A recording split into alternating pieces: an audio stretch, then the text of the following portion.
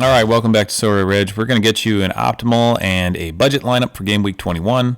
Before I get into that, I wanted to tell you a little bit about some of the things we've updated this week here at Sorare Ridge. Our subscribers now get access to a gallery organizer file that has drop-down menus. Enter all your players. Once your players are entered, that sheet will link directly to my projection sheet. So all you need to do is open up your gallery organizer and it will auto-populate with my projections. Huge upgrade here for us. This just takes all the work out for the back-end users. You have all the numbers in front of you when you go to build your lineups. Every Thursday and Sunday, I pour through roster resource for a couple hours, come up with playing time estimates for every player in the league, and the relevant ones go into my sheet. And then when you pop your gallery organizer open, you'll see who your best plays are on a week-to-week basis. So basically, when you sign up, you'll get a blank organizer tool to use. Let's say we want to input some players here. You could put their scarcity over here.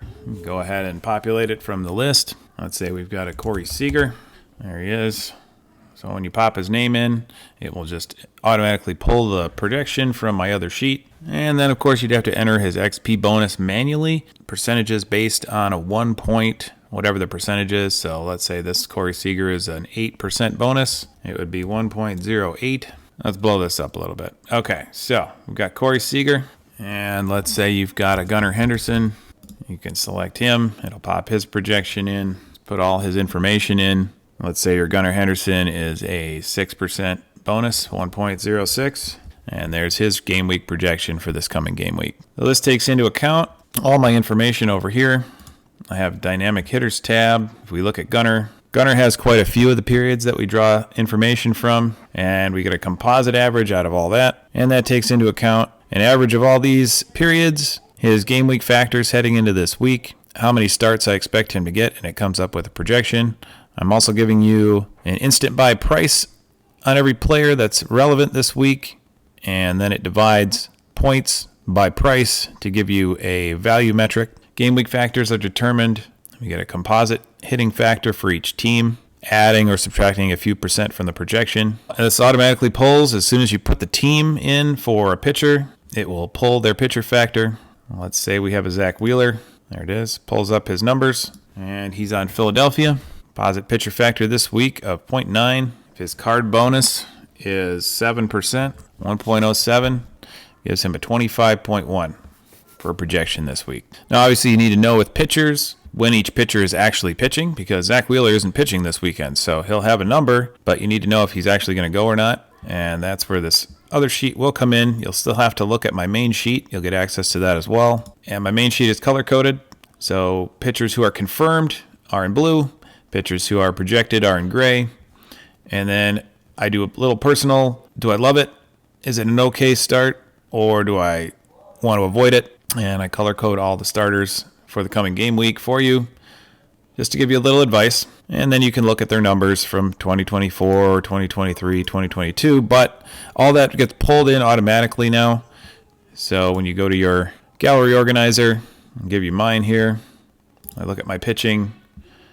I can see Sonny Gray is my top-rated pitcher this week. Unfortunately, he doesn't pitch. So I'll be going with Gosman or Ryan or Fetty. Just gives you a nice organized way to look at things. And then basically when I'm building, I'm just shrinking this page to about half my screen, putting the Sorare website open on the other half, and just makes a quick, easy building process. All right, let's check out game week 21. So if we're looking at past performances heading into this weekend, Ranger Suarez comes up on top. Now I'm building an optimal lineup here. I'm not going to take that start. He got hit by a comebacker in his last start. This park in London, where the Phillies and the Mets are going to be playing this weekend, is definitely a hitter's park. I'm going to move down to Skubal. I've been able to trust him almost every time out this year. 7-1, great ratio numbers, lots of strikeouts, 29.63 for projection. He's going to be my pick overall. You could get anybody you wanted this weekend. I'll take Tarek Skubal. On the reliever front, we're sticking with Emmanuel Clase. Big gap down between him and Ryan Helsley of about 45 points. He is your top-ranked reliever this far into the season. There are only 4 relievers who have scored over 400 points, and he's close to 500. So Class A is going to be your reliever this weekend on the optimal team. When we look at our Game Week 21 hitters, Aaron Judge has obviously been awesome. They get the Dodgers this weekend and some tough matchups, but I like him anyway. He fights through that .97 composite hitter factor for a 37.46 projection this weekend. Obviously very expensive. The instant buy price of $321. Jose Ramirez in Cleveland, going to be a corner infielder, 35.33 rating.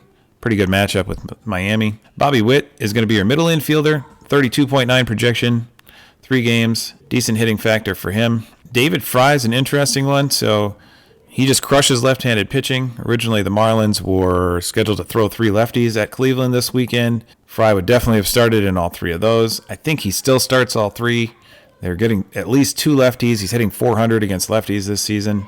32.79 for David Fry. Juan Soto has some injury concerns going into the weekend. They're doing some imaging on his forearm. I'm going to avoid him for now just because of that. Otherwise, I would have him in as my flex. After looking further into Corey Seager, he was removed from Wednesday's game with some hamstring tightness. Manager Bruce Bochy says Seager will not have an MRI. They're going to see how he feels on Friday, so there's a decent chance he's back this weekend. No missed games or anything. But if he's not feeling right, expect them to hold him out for a couple games, so we're not going to trust it this weekend. We're going to go with Nolan Gorman instead as our flex. Been hitting really well. Been hitting against both lefties and righties now. Positive matchup this weekend. 3 games, 29.73. Slightly ahead of Gunnar Henderson and much cheaper. So your optimal lineup of hitters. Aaron Judge in the outfield, Jose Ramirez at the corner infield, Bobby Witt at the middle infield, David Fry as your extra hitter, and Nolan Gorman as your flex. All right, in order to build a value team, I'm going to pick a pitcher based on my own personal preference here. All these guys near the top going to be a little bit more expensive. I think we're back to Ben Lively. So Ben Lively's been pretty solid for Cleveland. 9 starts, a 5-2 record, 47 Ks in 50 innings, so very good there. Great ratios with the 2.84 ERA and 1.16 WHIP. 22.29 Sorare points per game. Pretty solid starter here. And against the Marlins team that struggled this year, I think $4.97 is a very fair price for a Ben Lively in season. When we look at relievers, I'd say a lot of them are kind of overpriced. You can find good relievers without having to pay up for a closer. Some of my favorites are JoJo Romero, Ryan Walker, Jeff Hoffman. All good value plays. We'll say JoJo Romero for this week. And then if we want to look at some value hitters, builds you a value lineup. Let's see who we come up with. So we're just going to sort by my value metric that I made here. Top value play that comes up is Seattle's Mitch Haniger. He's been starting most games. $2.16 for his instant buy. Gives him the highest value metric of any player right now. Nick Gordon in Miami will face 3 right-handed starters. He is a platoon bat. He does hit against all righties. Right now, $2.17. He should be in all weekend. If we look at Gordon, we see that he sits against all lefties, and he starts against all righties. And they've got all righties this weekend. Haniger has started 10 of Seattle's last 11 games. Nicky Lopez in Chicago has been starting. He's not a great player, obviously, but definitely getting some playing time. Hits in that 2-hole against right-handed pitching. And the White Sox get righty, righty, righty this weekend. So I expect Lopez to hit in all 3. And at $3.58, a pretty good value here. Paul DeJong with the White Sox. Been playing against both right and left-handed pitching right now. A 15.53 projection and only $4.13. Here's DeJong. Since May 14th, he's only missed 1 game. I expect him to be in there all 3. So if you want a corner eligible from this season, it'd probably be Gio Urshela. 83rd ranked player in Major League Baseball over the last 7 days. Tells me he's probably going to be in the lineup all 3. He just got a day off on Tuesday. Generally, he's hitting in the cleanup spot for Detroit right now. He did start 6 of the last 7 days. And with that day off recently, I think he's probably in the lineup for all 3 over the weekend. And $4.67 on his card the last time I looked, but you can certainly get a classic. If you don't want the in-season instant buy, you can get the classic for cheaper, I'm sure. All right, so Haniger, Gordon, both outfielders. Lopez can be a corner, but his in-season would be a middle. DeJong is just a middle. And then Urshela is definitely a corner if you want to all. I'm going to go with all in-season cards. So a really cheap lineup here. Ben Lively as your starter. And then we're going to go JoJo Romero as the reliever. All right. Thanks again for watching. Join the Patreon and get access to all this stuff. I'm going to put a link down below in the show notes. Get you over there. You can sign up. You can be a free member. See what we have going on. Check it out. If you decide you want to join, it's only $5 a month. Thanks for watching.